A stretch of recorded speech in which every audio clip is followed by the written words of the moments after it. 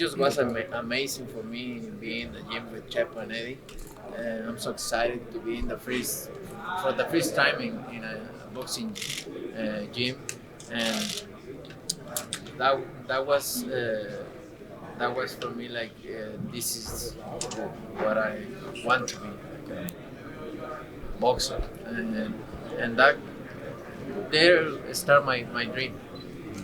Do you realize that, or when was it that you start kind of realizing that you could become? When I into a pro, I say I want to be a champion, and I have there a champion in Chololo Larios, and I saw him, I watched him how they train Chololo, and I say I want to be a champion. I want to be a champion one day. So and There you are. Canelo, do you feel you got one of the greatest defenses in boxing history? I don't know. Maybe. Canelo, how do you compare Bivol to Caleb Long? Harder, Oh, easier? it's different. Caleb Plant is a really skilled fighter, and Bivol is a really skilled fighter, good footwork, but it's strong, and he's smart too. So it's hard fighter. You think you'll stop him? Could be. Why not? In boxing, anything can happen. Saul, what do you think is the trickiest thing that Bivol has? He have everything. He's strong. He have a really good jab. He have a really good footwork, and he have everything. He's a smart fighter too.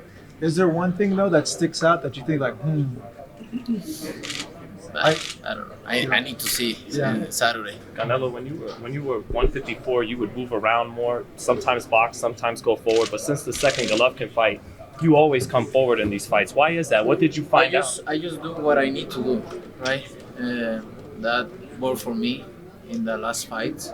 So maybe if one day I need to move a little bit, I can do it too. But that worked for me in the last fight. It was actually Sugar Ray Robinson's birthday yesterday. You know, he created Pound for Pound.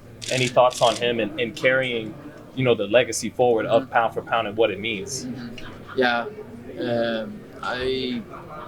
I watched like 2 or 3 fights from Sugar Ray Robinson, and he was a really good fighter. And I'm really happy to be one of the things he made for boxing, right? One. Saul, where does the challenge of Dmitry Bivol rank in your career so far?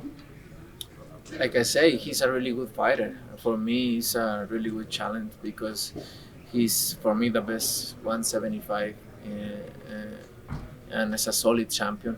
He's a really good boxer, and it's a challenge for me. So we know how much you love to challenge yourself. We saw Eddie Hearn's comments. You said you'd move up to 1 pound over the cruiserweight limit to face Oleksandr Usyk. And I've seen Oleksandr Usyk's manager said that he dropped back down to cruiserweight to face you. Spoke to Eddie Reynoso. He wasn't too keen on the fight, but is it something you're genuinely interested in? A lot of things say, right? And like as a fighter, I don't care. I fight whoever, anybody. But freeze is freeze, right? I have this fight in front, but like I say, I really don't care. One day, do you think we'll see you versus Usyk? Why not? Maybe. Saúl, una pregunta. Obviamente hablas de que este es un reto diferente, el de Bivol. En la escala de tu reto más importante, ¿a dónde le podrías a Bivol comparado con los rivales? En los top 5. Creo que es un rival sólido en las 175 libras, un rival que se mueve muy bien, tiene muy buen jab, fuerte, es inteligente, entonces va a ser una pelea complicada. De repente te conviertes en el tipo que todo el mundo quiere enfrentar, incluso gente del UFC. ¿Lo tomas con humor? ¿Te molesta? No, está bien, al contrario, es un honor para mí, ¿no? Estar en esta posición y que todos quieran enfrentarme, la verdad que es un honor para mí. Saúl, regresas a tu bastión, que es aquí Las Vegas, un lugar en donde se te han dado muy buenas victorias y parte de un gran legado. ¿Para ti qué significa? No, significa mucho, y más que nada estar en el fin de semana del 5 de mayo significa mucho, y contento de estar aquí representando a mi país en fechas tan importantes. Dmitry Bivol decía que el tamaño no importa porque la jirafa es el animal más grande dentro del reino animal y el hecho de que tú seas como menor de estatura no influye tanto en el reto que será la pelea. Sí, así es. No, la verdad que a mí no me importa también la estatura, eso no tiene nada que ver. Las cualidades y las habilidades boxísticas es lo que importa. Oye, Saúl, cuando Tyson Fury dijo, me encanta ver a Canelo, probablemente iré a verlo, pero dice, libra por libra no es contra él, dice, si yo soy el campeón de los pesos completos, a mí que no me la cuenten. Eso es para que los pesos pequeños tengan más nombre. Yo soy el rey de la selva porque yo le puedo ganar a los cruceros, a todos. ¿Cómo tomas ese comentario? No sé cómo tomarlo, la verdad que cada quien se siente como mejor, ¿no? Si se siente como mejor está bien, no tiene nada de malo. Que te cataloguen como mejor, pues es la diferencia. Pero es obvio que finalmente hay un extremo, por más que tú estés haciendo el Henry Armstrong moderno, hay un extremo de hasta cuándo puedes subir peso, ¿no? Entonces lo de libra por libra es una manera que ha sido por años para tratar de catalogar a peleadores que no se pueden pelear entre sí quién puede ser mejor, es válido, ¿no? Sí, es válido, yo creo que por algo está ahí, ¿no? Desde hace muchos años, por algo pusieron el mejor libra por libra y no tiene que ser el peso completo, el mejor libra por libra nada más, ¿no? Canelo, there were reports yesterday about a Errol Spence fight at 164, and I don't know if you heard about it. Anything you want to say about that No, report? nothing. Like I said before, I don't want to do things like that, right? In cash weight 164, why me? I don't need to do that. What if it's at 60? 168. Canelo, I don't need to do anything like that. Sal? Canelo, people talk about, you've started the conversation that you could possibly become the greatest Mexican fighter of all time. But I've also even heard you're starting the conversation to also possibly be the best fighter of all time. Have you heard of that? And No. Do you think that's possible? No, look, I just try to do my best in boxing, and when I retire, we'll see. You never know, but I always try to do my best. ¿Cómo recuerdas la primera pelea que tuviste aquí en Las Vegas? Fue una pelea muy complicada para mí, no la pelea en sí, pero fue una pelea muy complicada para mí porque muchas cosas pasaban alrededor, fuera de lo que es el boxeo, pasaron muchas cosas alrededor, no estaba muy enfocado en una primera pelea aquí en Las Vegas, en escenario grande, pasaron muchas cosas importantes, gracias a Dios ganamos, una pelea que se me complicó, no tanto por el rival, sino por todo lo que tenía, se me complicó un poco, pero ganamos y de ahí para adelante pues empiezas a aprender cosas y empiezas a agarrar experiencia en ese tipo de cosas. ¿Te imaginaste que ibas a llegar hasta ese momento que estás viviendo el día de hoy? Pues mira, te imaginas lo mejor, pero nunca imaginas la magnitud más que nada de lo que puedes llegar a vivir o a lograr. Imaginas siempre lo mejor, sí, claro, pero lo que estoy viviendo es algo más de lo que imaginé. ¿En qué momento dejaste de pelear, digamos, por el dinero y para empezar a trabajar por ese legado? Porque hoy Yo en día desde ya que no empecé nunca he peleado por dinero. Cuando mi primera pelea profesional gané 800 pesos, la mitad me lo dieron con boletos, 400 pesos más que nada, y no me importaba, la verdad es que yo tenía 3 trabajos y con eso nunca empecé por dinero y nunca lo he hecho por dinero. Hasta este momento ha habido más dinero, obviamente ya en mis peleas, pero no lo hago por eso, lo hago porque amo el boxeo.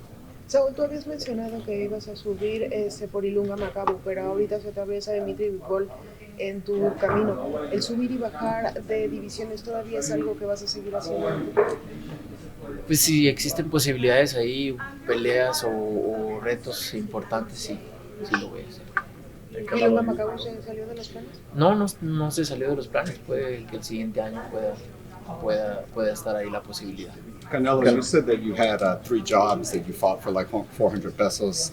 At what point did you reach a point where you didn't have 3 jobs? You could start taking less jobs, and then the boxing was actually making money for you. When Chepo say one day, Chepo say, hey, you don't need to work anymore. You need to be focused in boxing. I say, yeah, but I need to work because I have a daughter and everything, right? I was 17, almost 18 years old, and Chepo say, no more work. And so what did you do for money? Was that En las paletas con mi papá, y le hacía las aguas a mi hermano, a 2 hermanos, y le ayudaba a mi papá. So you've that's only ever had one. okay. Well, so at that moment, was he like taking care of you, or how was it? I mean, obviously you still needed money, but the fights were enough to pay off everything you need at that point. No, but I fought like in 1 year I fought 14 times. So in 1 month I fought 3 times. So it's like a job, right? What's the job? So you've only ever had one career defeat, and that was to Floyd Mayweather early on in your career. How did that experience prepare you for the rest of your career and sort of give you that knowledge of how to, what you're doing now is taking over the sport?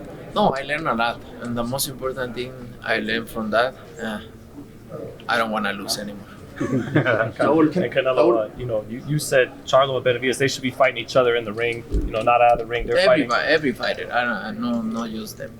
Yeah, and they're fighting Lemieux and Selecki next. What do you think of those fights? Who's Selecki? From Poland. That's who Charlo's fighting. What is that? Just your reaction to those fights. I don't need to say anything. How Guys, you need to like media. You need to see and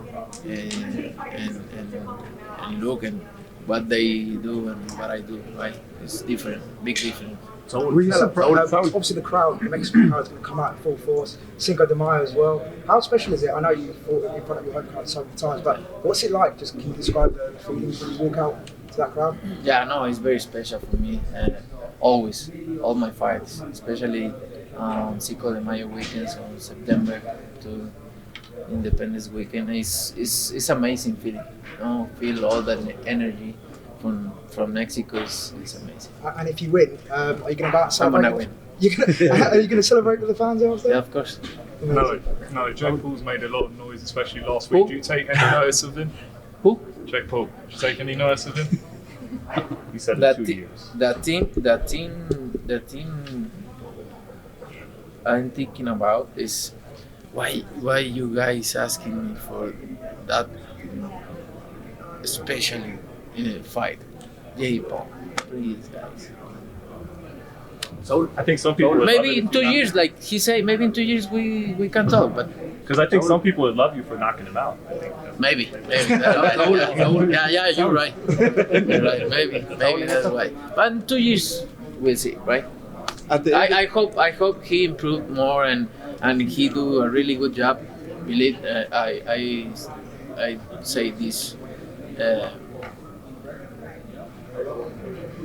and serious. I hope he doing really good job and improving boxing and it's fine. he's got a good right hand. Yeah. Do you feel that his presence in boxing is a good thing for boxing, bringing eyes? Everything is good. Everything is good for boxing. He bring more fans to in boxing. Everything is good. Everything is fine. Is he a little crazy though, saying the things he says, thinking that he could fight you? No, it's not crazy. It's not crazy. It's fine and dreaming in something, right? You need to put goals in your mind and dream. It's okay. But a little delusional, no? You've been doing this your whole life, and he's been doing it 3 years. Mm-hmm. Like I say, it's good dreaming. Cuando dices del día de